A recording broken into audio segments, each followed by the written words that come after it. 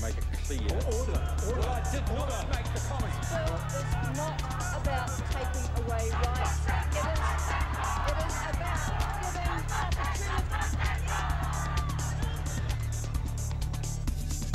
Kia ora, ladies and gentlemen, good evening and welcome to Citizen A, where we rank the week's current affairs with the best political team on television from a very, very, very Auckland perspective. Warning, we're as fair and balanced as Fox News. Joining me tonight on a revolving panel of bloggers and Auckland opinion shapers, he is an author, a columnist and political commentator, proof that the revolution will be televised, blogger Chris Trotter. And he is the editor of independent news site livenews.co.nz, commentator and journalist Selwyn Manning. Welcome to you both. Coming up tonight, issue 1 is a WINS kiosk less leaky than a GCSB staff meeting. What to make of the security lapse at the Ministry of Social Development? Issue 2, where does the Kim.com case end? And issue 3, government tells Māoridom to get lost over the sale of Mighty River Power. What now for the Māori Party and Asset Sales Plus? Will end the show on a final word. Let's kick things off tonight with issue 1.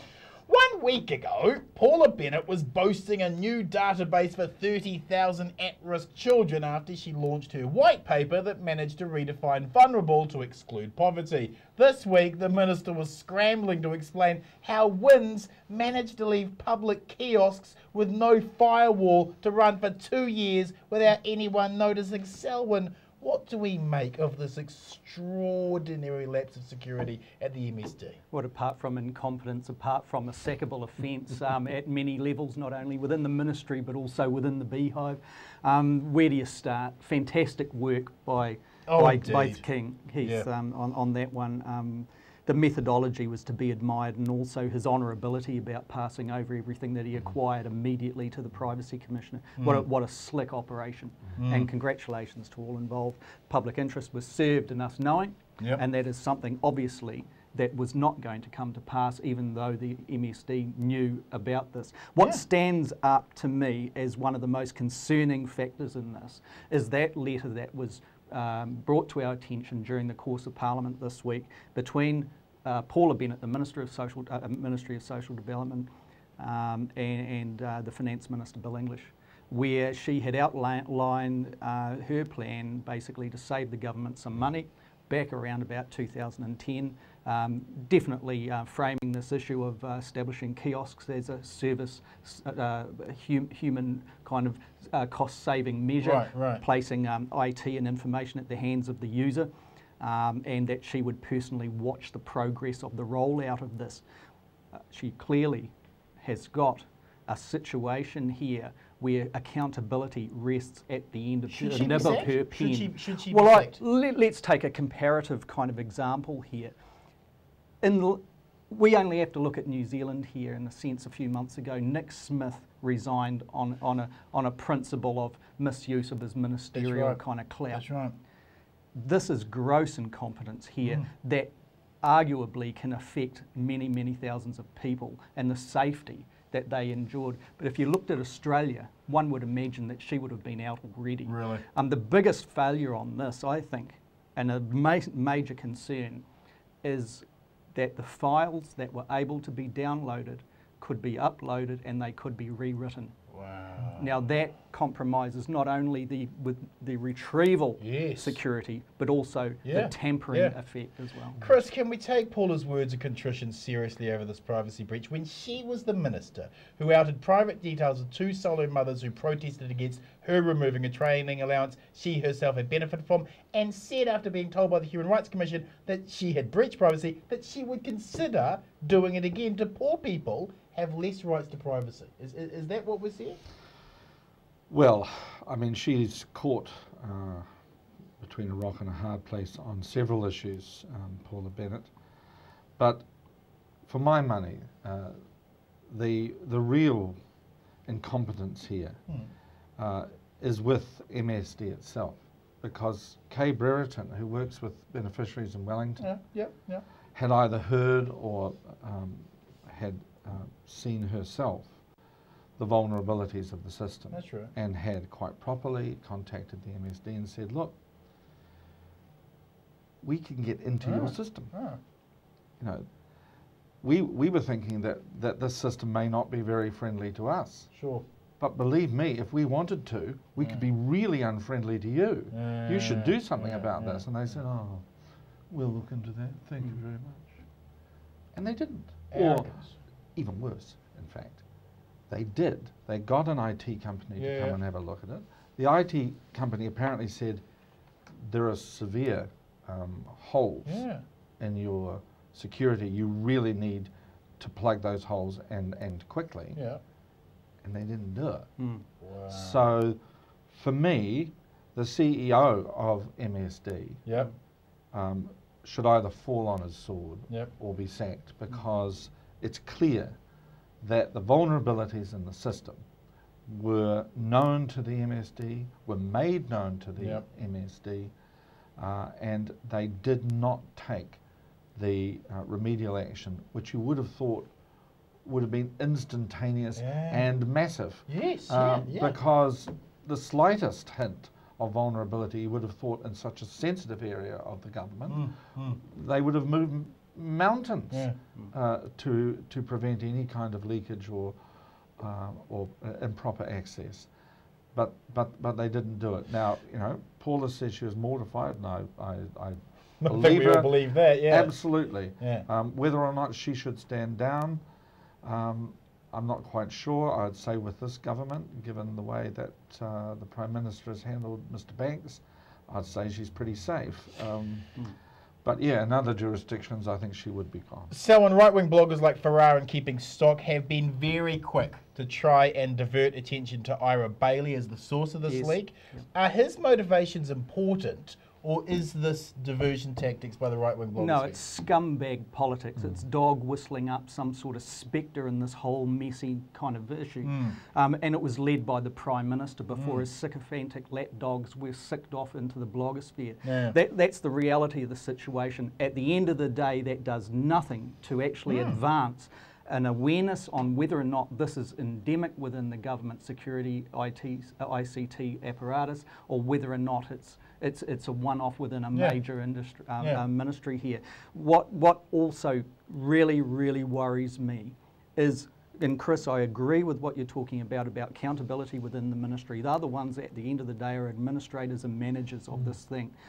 But this lack, apparent, and it seems clear-cut lack of accountability between those in the beehive, the ministers, and their people that are doing the job on our behalf, seems to be so slack, so relaxed, so it's all right, mate, that this gaggle of good guys in the beehive do not have the gravitas to make sure that their ministry officials meet their appraisal points on projects such as this. That's what I think is huge in the public interest. The whole issue, which you raised, Bomber, about the minister's release of information earlier on in this government's term, you know, you create a culture around you.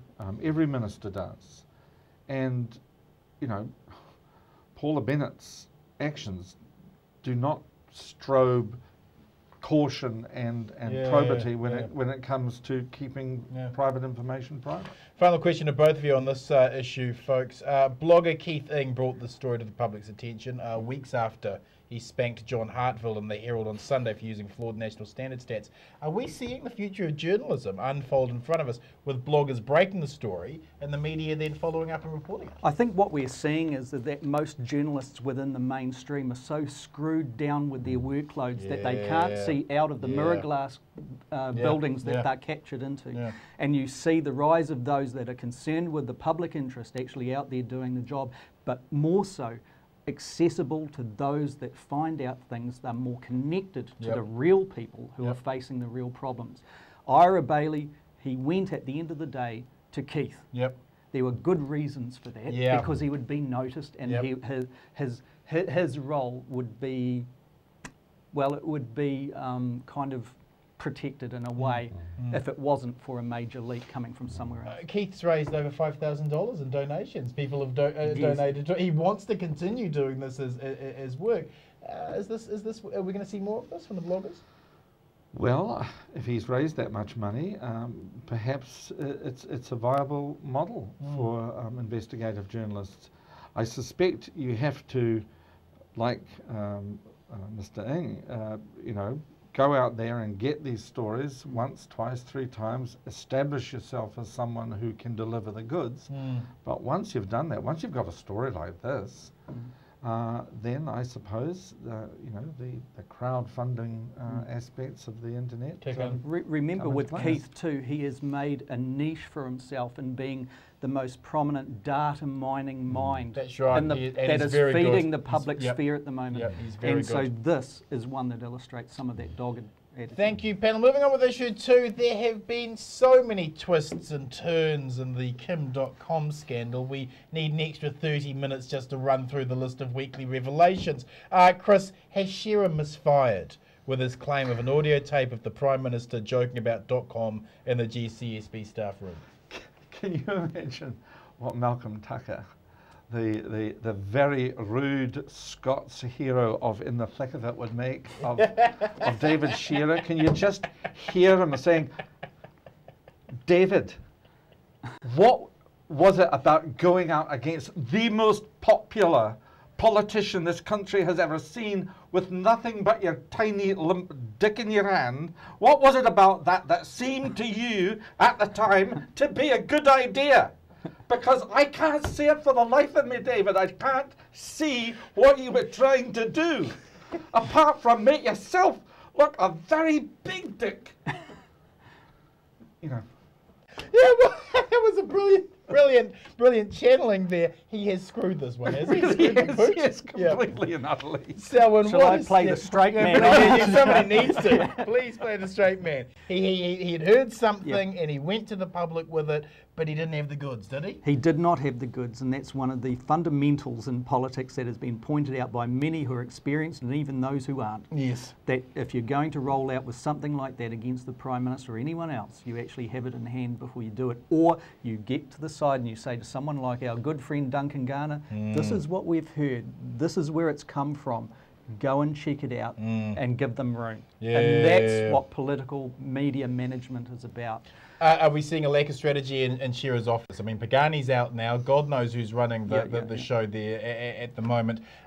They wanted a juicy headline. They thought they had it, and they just missed by inches. And it gives Key now this ability to... They had the headline for about 16 hours. Yeah. And I think what it was an excitement. For the first time, they could feel a palpable sense of the Prime Minister's credibility in free fall. Yeah. And they thought, this is where we put the heavy mallet on top of his head as he goes down, like a Mike Tyson move in those old boxing matches from years ago. And it backfired. It doesn't necessarily mean it wasn't true, but by God, you've got to have that proof there. In your What is the damage of all of this .com stuff, Selwyn, to Key? I mean, TV3 are polling National higher than they attained at the election a year ago. Is .com just another thing not sticking to Mr. Teflon? Well, I would point out that even in the TV3 poll, what we have seen is a reversal of fortunes. We've seen that the National Party has maintained its soft underbelly, in a sense. Yep. But the Prime Minister's popularity has slid. It has. It is now well behind its party's percentages. And one would say that, yes, Shearer is the same for Labour.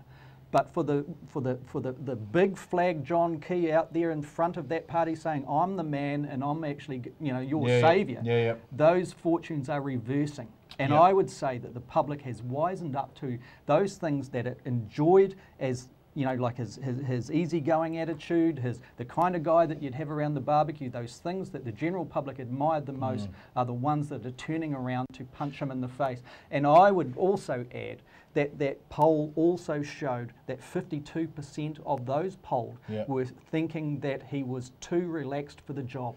So you might want him at your barbecue, but you don't necessarily want him running the spy agency. Yeah, and you might, exactly. Chris, we now find out that the GCSB knew half a month before they briefed Key in February about .com's residency status, but conveniently didn't understand that meant they couldn't spy on him.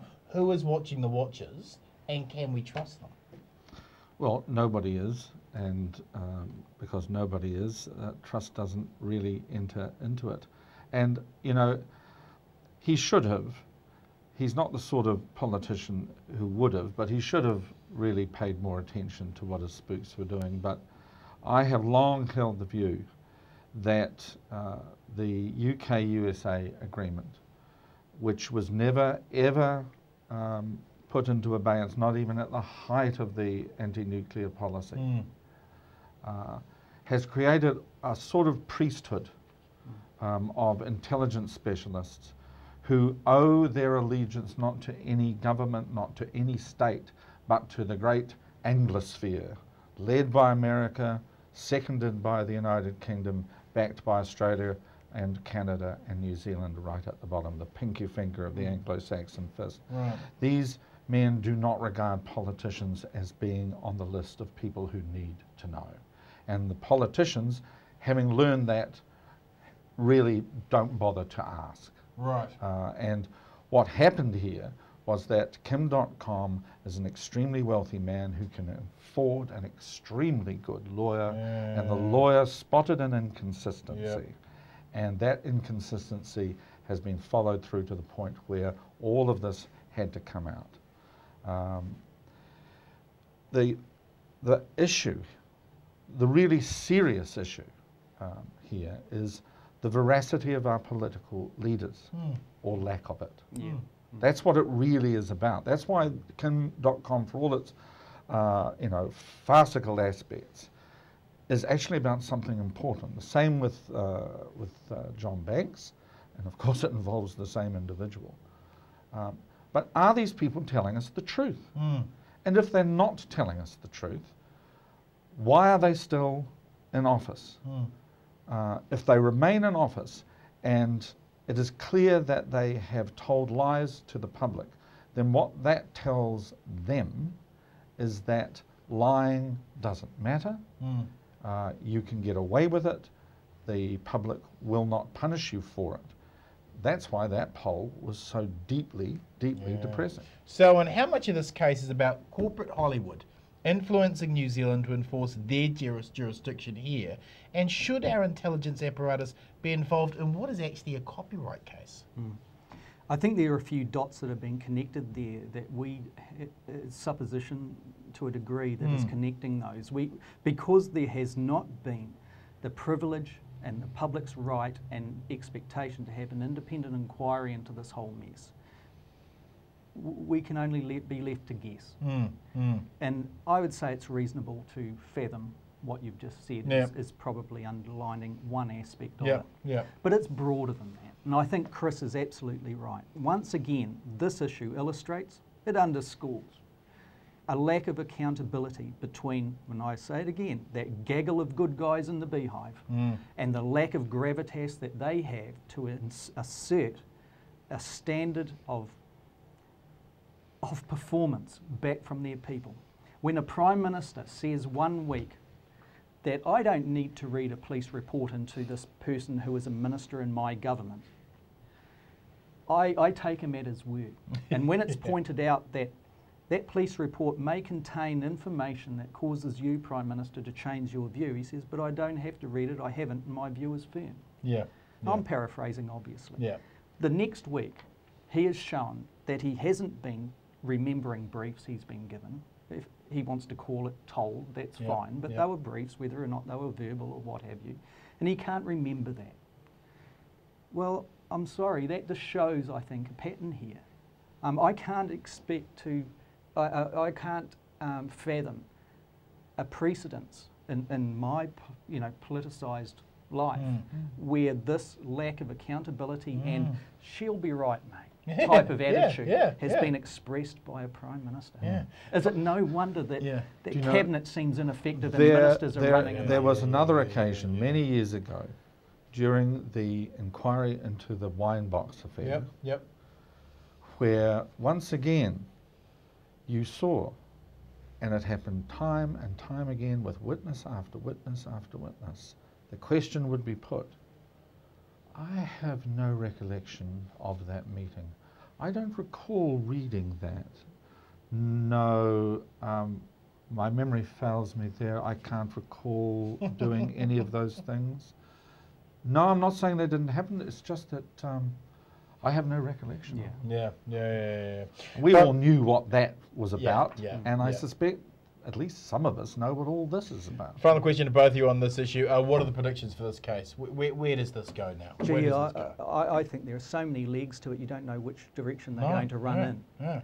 I could say what I would hope. Yeah. That a person who enjoys the trust of the average New Zealander is put into a head of an inquiry that looks into that.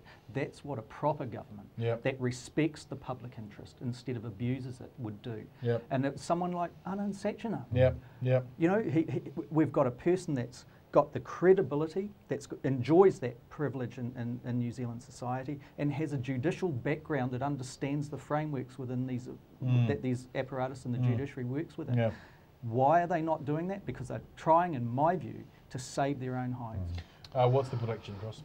Look, no one knows where this ends because there's money involved, there are fine legal minds involved, and there are a gaggle of good guys, a lovely phrase, who haven't been taking this at all seriously enough. And, you know, one of the places it could end, quite honestly, is with the resignation of the Governor-General himself. And that is what happens when you are lax, when you are stupid. Putting someone into the vice-regal position in New Zealand who was formerly a military commander over troops in Afghanistan. Where there are international law issues. Yeah, that's right. And then became the leader of one of your spy agencies. Yes. Was just madness on stilts. Not since Bernard Ferguson was suggested to us strongly by the palace in Number 10 have we allowed the palace in Number 10 to tell us who to make Governor General, but also we have never appointed a military man since then. Yeah. Thank you, panel. Moving on with issue 3, the government share minus offer to iwi shows what a fast the consultation process really was, with a screw you, lawyer up punk type response from the Crown. With their announcement to barge ahead with the sale of Mighty River Power. Selwyn, how is offering the iwi the use of money that is yet to be settled to buy shares minus the loyalty scheme being offered to other New Zealanders anything other than a base attempt at divide and rule? Well, it is. It's divide and rule. The other thing too is it demonstrates a fiscal envelope in a paper bag. Yes. And it also demonstrates, I think, all the hallmarks of a desperate seller.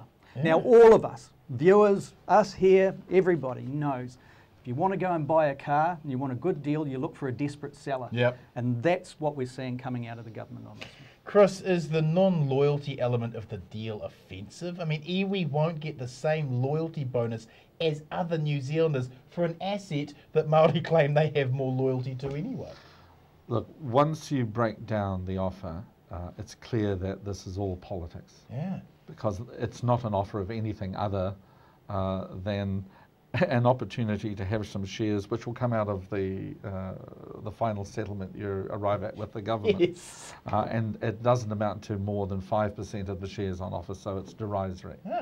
However, it was negotiated with the iwi Leadership Collective, and the politics of that, because Mr. Solomon was on the radio just this morning saying, no, well, it was unanimous at the iwi Leadership Collective. It was basically our idea. And what that really comes down to is this. Tainui chose the wrong man to be king. If he thinks he's going to dictate to the new leaders of Māoridom, who are the corporate leaders of the iwi institutions, then he's got another thing coming. And if that moribund institution, the Māori Council, thinks it's going to resurrect itself and push the iwi Leadership Collective out of the way, then it's got another thing coming too. And I think that was the message. It was a very clear message to people in Māoridom who are, one way or another, foolishly or wisely, I'm not quite sure, challenging the new power in the land, the neo-tribal capitalists of the iwi corporations. But does it also show that they can't cut a bloody deal? Because it's a pretty crap deal the iwi group have come forward with, isn't it? Well, it's a deal that was dreamed up, I think, to give Bill English and the government something to do, Right. while the Maori Council was floundering around trying to get the funding and work out exactly what its legal case was. This is politics. Final Pure question. and simple. Final question to both of you. What happens if Māori win in court? Well, the government's whole economic plan starts to really hit a wall. Yeah. What happens if Māori win in court? Well, politics again. If there are two places where Māoridom has friends, it's the Waitangi Tribunal Yep. and the Supreme Court. That's right. That's right. Snap election? Either a snap election or, much worse, National goes onto the porch and kicks the sleeping dogs to wakefulness. Yeah, because there would we be a have- pretty nasty backlash. wouldn't there? we have race entering the race, as it were. in a real sense. Let's wrap the show with final word. Selwyn, your final word this week is? Well, there's an interesting debate that's been going on, like we all know, within the sectors of export and manufacturing. What we've been able to pick up is the reality that the National Party has started to realise that potential donors and its traditional donors are not committing to donor funds for its fighting fund, Okay. and that as it builds up to the 2014 election. National Party MPs have been requested by the party apparatus to contribute $30,000 over the next year to contribute to the fighting fund for 2014. Really? Labor at its worst was its MPs were asked to contribute around $5,000. That's right. These people are running scared, and that information is from the inside. What? That's blockbuster, isn't it? Can't wait to get off and start writing on my blog. Chris, I your just thoughts? want to shout out on behalf of Hone Harawira. I am so glad that in this Parliament of ours there is still someone who is able to turn out to people who are his constituents, to risk the wrath of the police, and to do what all representatives should do, stand with the people who voted for them. Amen. Thank you, Chris. Thank you, Selwyn. Ladies and gentlemen, to my final word, the attempt by some in the right-wing blogosphere to spin the Ministry of Social Development security fiasco by attacking Ira Bailey as its source is intellectually flaccid. I don't care if the guy who found the security breach at MSD was president of the I Hate Paula Bennett and will do all I can to embarrass her club. It's what he revealed to us all that matters, not Ira's motivations. Attempting to shift focus onto the person who discovered this jaw-dropping incompetence avoids holding Paula Bennett to account for a system set up while she was the minister. Insinuating against the messenger to avoid the message is cheap. Some bloggers on the right have managed to cheapen that cheapness. If you like tonight's show, please join our Citizen A Facebook site and connect with other like-minded news citizens, and follow me on my Citizen Bob Twitter and Facebook page. Thanks for watching whānau. Good night, Aotearoa.